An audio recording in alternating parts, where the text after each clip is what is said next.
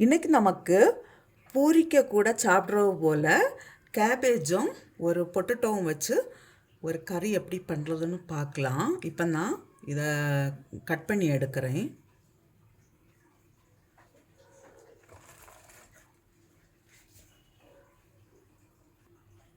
கொஞ்சமாக மஞ்சள் தூள், ஒரு அரை ஸ்பூன் சில்லி பவுடர், தேவையான அளவு சால்ட்டு, கொஞ்சமாக வெல்லம், கொஞ்சம் தண்ணி விட்டு நான் இப்போ இதை வேக வச்சு எடுக்கிறேன்.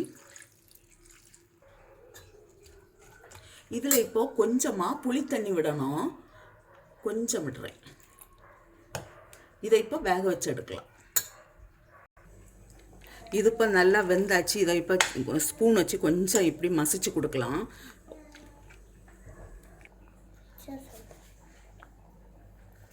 உருளைக்கிழங்க இது போல் கொஞ்சம் உடைச்சி விட்ட பிறகு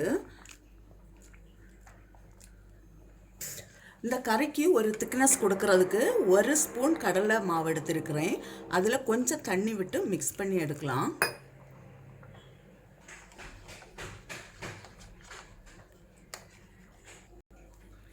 இப்போ இந்த கடலை மாவை இதில் விட்டு கிளறி கொடுக்கலாம்.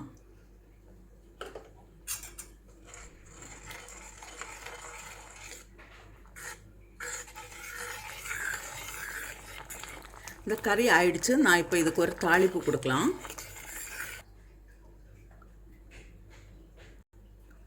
கடுகு, இப்போ நான் கொஞ்சம் ஜீரகம் இதில் போடுறேன். கருவேப்பிலை,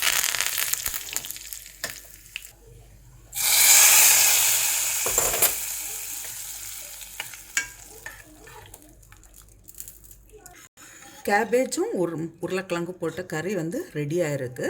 இது பூரிக்க கூட நல்ல டேஸ்ட்டாக இருக்கும். நீங்களும் இதே போல் செய்து பாருங்கள். செய்து பார்த்து உங்களுடைய கருத்துக்களை தெரிவிங்க. உங்களுக்கு இந்த சமையல் பிடிச்சிருக்குன்னா சப்ஸ்கிரைப் பண்ணுங்கள். உங்களுடைய ஃப்ரெண்ட்ஸுக்கெல்லாம் ஷேர் பண்ணுங்கள்.